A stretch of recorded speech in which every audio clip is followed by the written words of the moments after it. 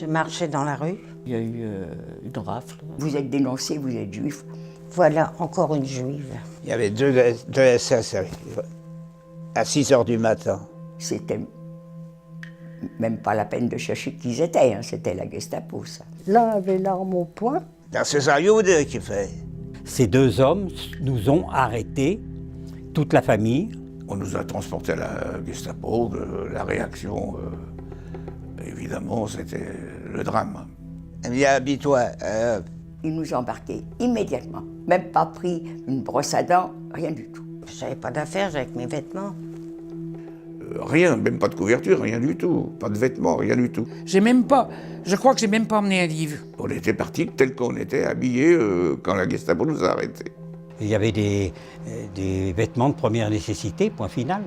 Moi, par exemple, j'avais une petite chevalière avec une petite chaîne. Des pantalons, des chaussures. Et puis 3 jours après, il y a un autre car qui est venu me chercher, qui m'a amené au camp de Drancy. On savait très bien que quand on était arrêté, il y avait de Drancy.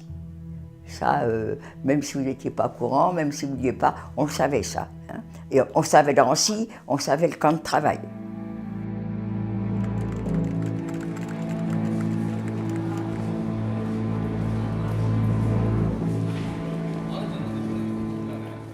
Quand je suis rentrée à Drancy, on m'a mis dans une salle où il y avait beaucoup de monde. On nous demandait de nous déshabiller puis de laisser tous nos biens. Moi, ça a été facile, hein.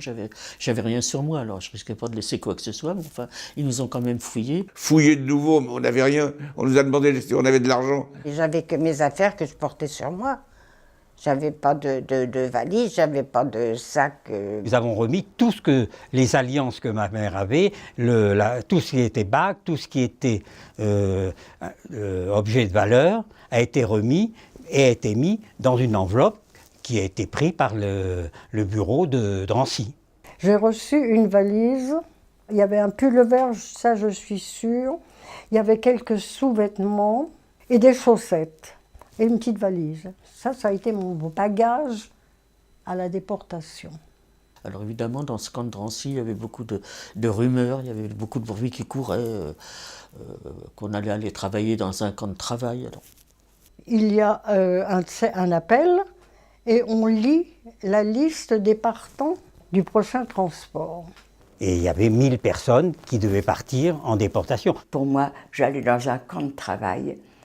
Presque, ça y est, on est arrêté, maintenant on n'a plus à avoir peur. Une fois que la liste a été nommée, on est passé à un contrôle à la fouille. Alors là, ont été pris une lime à ongles, un petit couteau, un canif, des ciseaux, tout ce qui pourrait servir à soulever les planches du wagon et s'évader.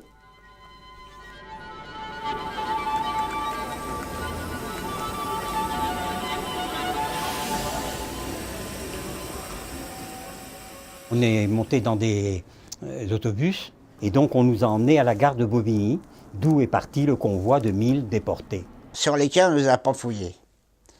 Tout le monde avait ses bagages, on est rentré avec. Comme si on allait travailler à l'étranger. Même les valises, nous les avions. Nous avions nos valises. Hein. On n'avait rien.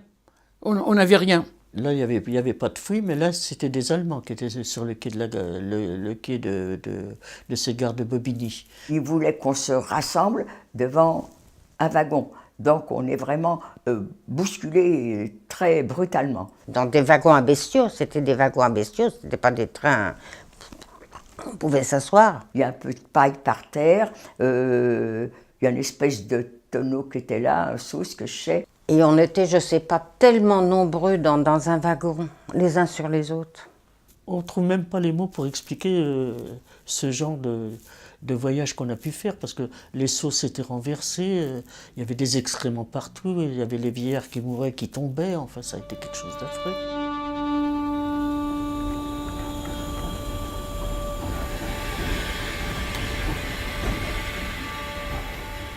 On est arrivé à la descente du train, alors là c'était l'horreur. Vers les wagons, on commençait à taper. Alors. Ils ont mis les sirènes, ils ont mis les haut-parleurs, ils ont mis Je crois que les chiens avaient des haut-parleurs. C'est pas possible d'entendre des aboiements que j'ai entendus. Il y avait les projecteurs, il y avait les chiens qui aboyaient, il y avait les soldats qui hurlaient. Et los schnell, raus, raus and raus. Et des coups qui pleuvent, parce que on l'a non plus, on n'est pas dans une gare. Donc il faut sauter. Nous, les jeunes, on saute. Il faut aider les vieux à les descendre du train. Alors ils sont assommés par des coups de bâton tout de suite.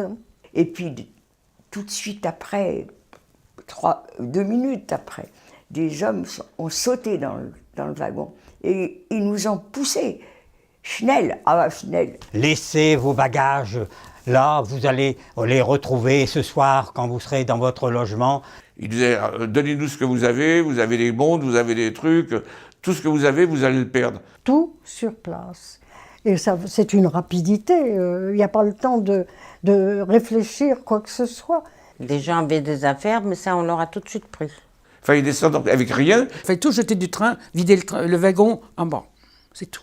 Quand on fait sauter les gens, il y a une petite voiture de la Croix-Rouge et puis il y a un camion avec un escalier en bois et on invite les vieux, les femmes avec les enfants, avec les bébés, les petits-enfants, les vieux, ceux qui sont fatigués, ceux qui veulent prendre...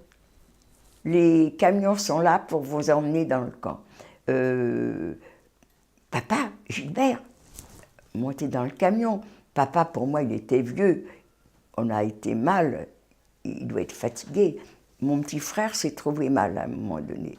Donc, tous les deux m'ont écouté. Je ne les ai plus revus. Le temps que je finisse ma phrase, c'est fini. Ils n'étaient plus là. C'est moi qui ai dit à papa et à Gilbert de remonter dans les camions. C'est pas à eux, c'est moi. Et le dernier souvenir que j'ai de ma mère, le long de la voie, elle m'a fait un signe. J'ai perdu ma mère, j'ai même pas eu le temps de lui dire au revoir. Un déporté qui ramassait nos bagages, mais j'ai pas vu sa tête, hein, mais il parlait français.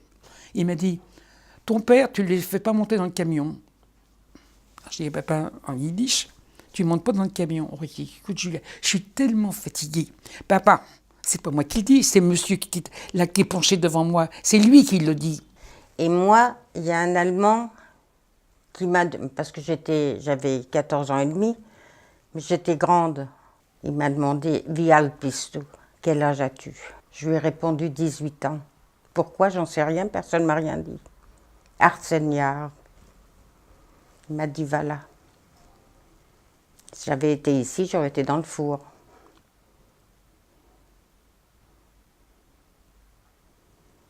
C'était ma chance. J'ai dit 18 Jahre. Pourquoi? Je ne sais pas.